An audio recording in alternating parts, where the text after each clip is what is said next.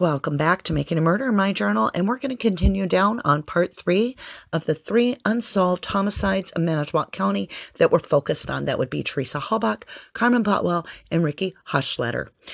Now, you need to watch the other two for this to make any sense at all. But we're going to be talking about Bushman and how it's related to the other cases. Now, a recap of part 1 was that Carmen Botwell's body was cremated at Deputy Mike Bushman's wife's funeral home, as well as he was one of the original arresting officers in the 1985 case against Dave Avery, where he was wrongfully convicted. So Bushman plays a big part in both of those cases. But let's go ahead and build up the history here. And we're going to go into 1999, and I need you to follow me with this. It's a big deal. There's a lot of information, a lot of reading, but I'll do my best. I don't really do any editing. It's straight up. So forgive me if I do stutter. It's just my journal, the way I do it. So let's focus here. We've got Manitowoc County Sheriff's Department. We're going to dig in. This is Mike Bushman again and his dog, Duke. We've already established that he indeed, he is the canine unit of the traffic department for the Manitowoc County Sheriff's Department. So let's dig into the Ricky Hochstetter case, unsolved for 18 years. And this is his mother, and she is desperately, still to this day, looking for anybody that has clues or that can help. She'll even accept it anonymously. So Ricky Hochstetter was a hit and run in 1999. And this does tie into the Halbach as well as the Botwell case. So please bear with me and you'll start understanding a little bit more as we go. So this was the Manitowoc paper put this out. It's a news paper clipping. It says, teenager hit, killed, vehicle leaves scene. Teenager walking home along a snowy country highway early Sunday died when hit by a vehicle that left the scene and was being sought, authorities said. A Manitowoc woman who reportedly was en route delivering newspapers discovered the body and called authorities at 2:25 a.m.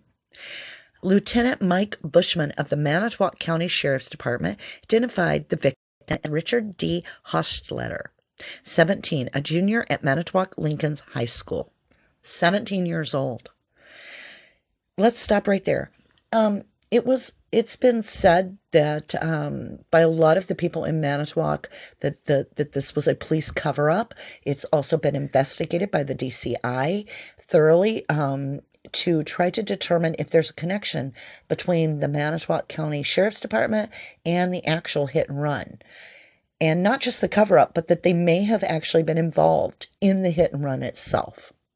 So Lieutenant Mike Bushman, who's in charge of this investigation, by the way, and was also the lead officer in looking for bones on the Avery property. Remember, he came out of retirement in 2005 to say hi to everybody at the Steve Avery property, and on Cuss Road, he created a huge distraction and redirected all the experts over there while we left Ryan Hilligus and Scott Bordone with Lieutenant Joust. Now, his name's going to come up quite a few times over on Avery property, and that was the time frame that when they all came back the next day, we find the bones, the key, the electronics, all kinds of stuff. So let's continue here. Lieutenant Mike Bushman of the Manitowoc County Sheriff's Department identified the victim as Richard D. Hochstetter, 17. Okay, we did that. Hochstetter was walking on the west shoulder of County CR near Silver Creek Road, Bushman said. The teen commonly would get a ride into Manitowoc to visit friends and then walk home. Bushman said he was close to home when he was hit. So this is his mother, and she's still to this day suffering with a broken heart, not knowing what has happened. And this is the reports that we find. Broken vehicle parts recovered in the snow showed the driver was heading away from Manitowoc. More debris was later discovered at a rural intersection that led toward the village of Cleveland. Now keep in mind, Sheriff Herman has a brother that owns the salvage yard named Cleveland Auto Sales. So there's a connection in a name that just kind of boggles the mind. And Debbie Hochstetter looks over a new memorial wreath that she has placed on County Highway CR south of Manitowoc. Her son's 1999 hit-and-run death has been plagued by allegations of Manitowoc County Sheriff's Office cover-up. The lieutenant of Manitowoc County's Detective Bureau, Colburn, is currently in charge of Ricky Hollister investigation. Stop right there. Now we know he's not because he has been retired. But at the time this archive was written, we're talking about 2015. This is the case at the time. So we're going back into that time frame. As continued is, which has been inactive for years. In 1999, Colburn was one of the road deputies who, under the direction of Lieutenant Mike Bushman, did significant follow-up work on the case. During the meeting earlier this year with the victim's mother, Colburn suggested the culprit may have been an unknown, undocumented worker or perhaps a Manitowoc taxi service operator who passed away in 2006. By 2 a.m., Hochstetter was walking home after watching movies and eating pizzas with his friend. A fierce snowstorm was underway. While making his normal rounds during his overnight patrols, Bushman saw Hochstetter's fresh footprints in the snow along the shoulder of the rural county highway. Stop.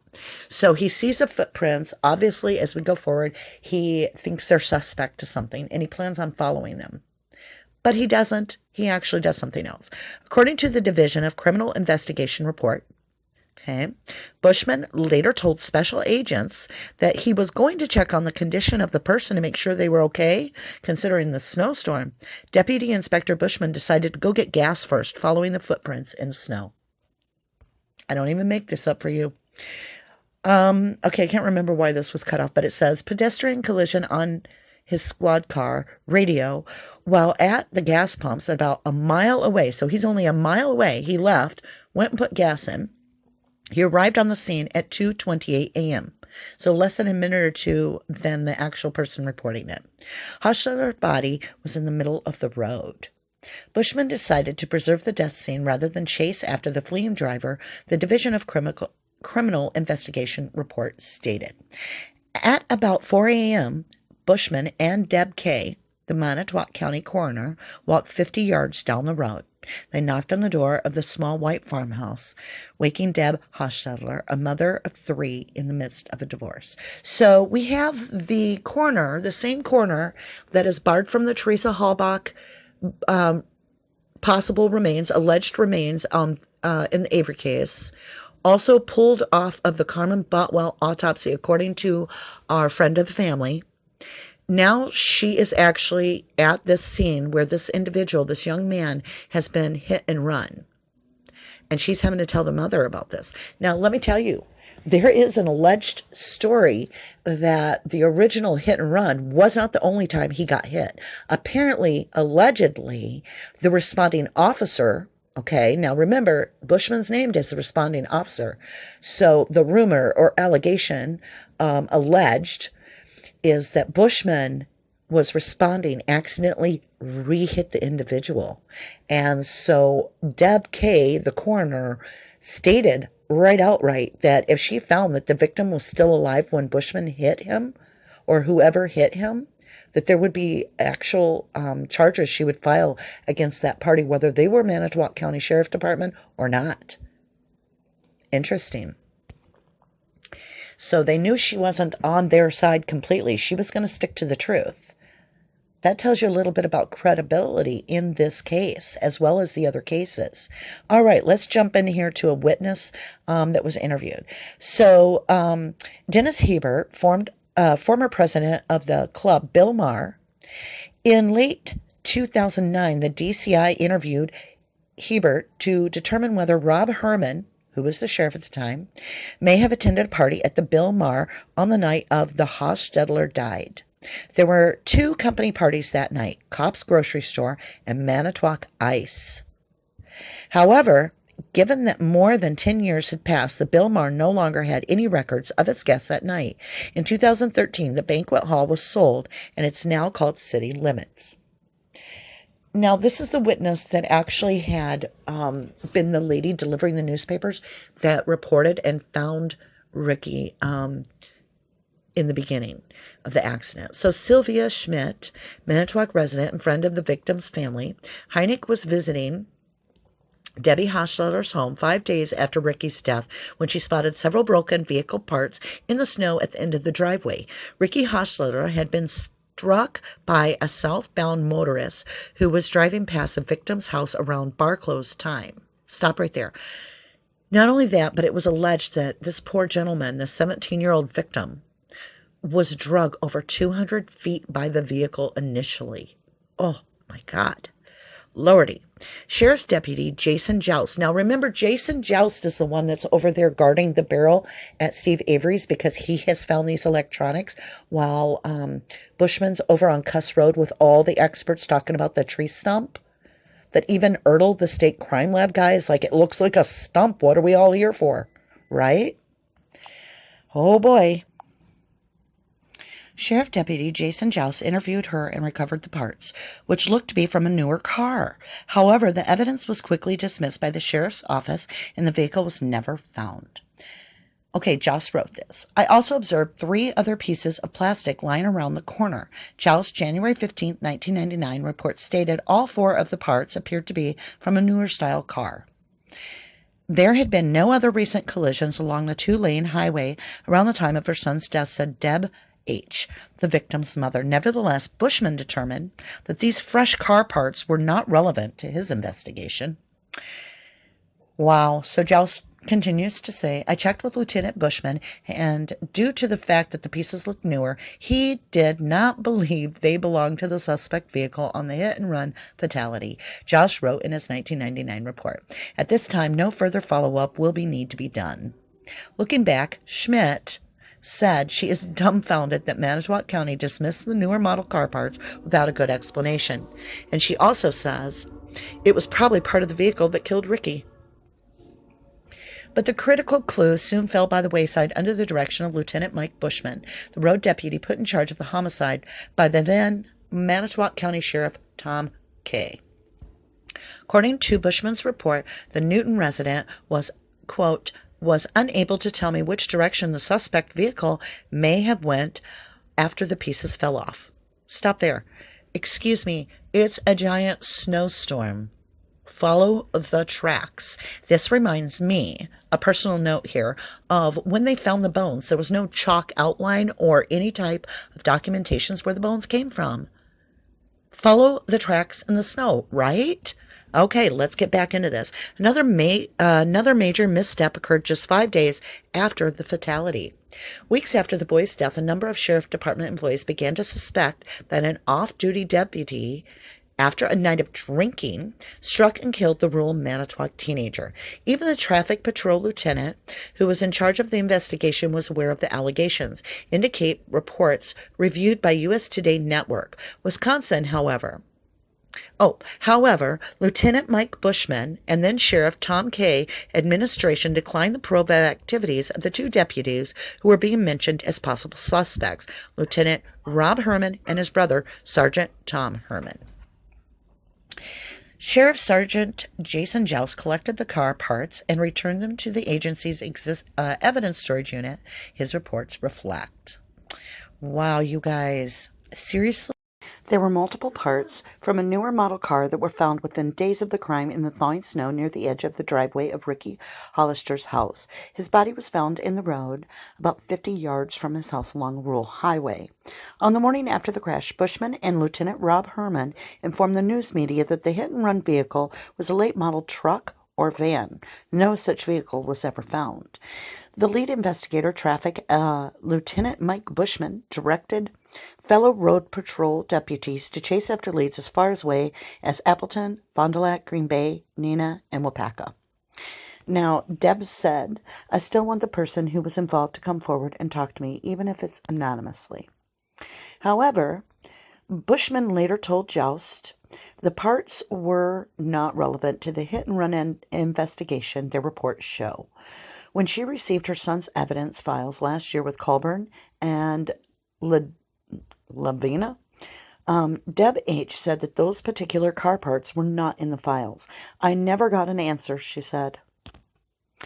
Even though there were strong suspicions that the hit-and-run driver had roots as far as southern Manitowoc County, given the driver's path of travel, sheriff's officials put in charge of the case by then Sheriff Tom Kay focused their attention elsewhere and the case went cold.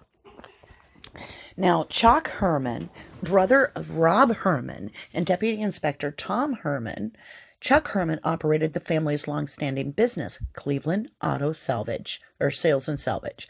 During a 2004 interview, he told the DCI he was glad the agency was still looking into the hit-and-run homicide. He said it would be easy for someone with a damaged grill to buy a second-hand replaced parts to fix the damage themselves.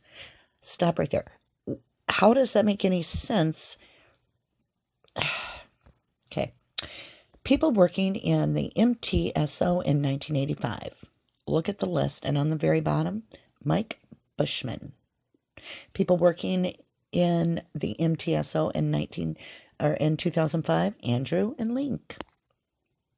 So you've got Jost, you've got Mike Bushman, who came out of retirement for the case of the 2005 Steve Avery case. Came out of retirement, stopped over there, said hi on the Avery property, caused a huge distraction, took all of the people over there onto that road on Cuss Road to what appeared to be some sort of disturbed ground that even Ertl, the state crime lab guy, said did not really appear to be a burial ground. And then you have him, Bushman, leaving Joust back there at the burn barrel. You've got Ryan Heligas and Scott Bordone on the property while all the experts are off the property on Cuss Road with Bushman. You got Bushman in this case with Ricky Halscher, the responding officer, and then allegedly other officers were talking and suggesting that the responding officer was drunk. And then we also have the fact that he says he had to go get gas and come back before he could look for him. It makes no sense. If he was found 500 feet or yards from his own driveway, these footprints that are following in the snow puts Bushman right there at the time. He says he was there, and yet when he leaves the scene, he goes, fills up gas, and comes back. So you've got all this tied together, and I want to take just a minute here to tie this together. You have Carmen Botwell's family cremating her remains at Manitowoc County's suggestion and direction over at Pfeiffer Funeral Home, and Bushman's wife's family owns that. You have her being cremated at 1:30 on Wednesday. Then you have Dr. Eisenberg not getting those bones or any documentation of those bones until the 10th. That gives you 2 days to complete the cremation, let those bones cool. And I ask you, is that death certificate of Teresa's, could that possibly really be the start of the 2 days that Deb Kay, the coroner from Manitowoc County at the time, started filling out for Carmen? And then when she was pulled off the case and they found those bones wherever they found them, they decided to switch that death certificate, possibly so that it became Teresa Halbach's. I leave you with a lot of questions, but I hope I've given you a lot of information. Tying Bushman in, he was the original arresting officer with SA. He is the one that was in charge of the investigation, as well as the responding officer to the Ricky Hochsletter hit and run, with questions and allegations and alleged situations that possibly he was involved directly in the damage and the fatal hit and run itself. Then you get into 2005, where you've got his wife owning the funeral home. He goes over there, causes the distraction. Joust is back there. God, I have to ask you, what do you think? All right, so let's get on with this. Thank you for all the time. Yes, it was a lot of work. I'm tired, so I'm going to get done and off here. But I just want to say thank you for everything. Hit that like button. Subscribe if you want to keep updated. And if you didn't do the crime, you shouldn't do the time. All right, take care.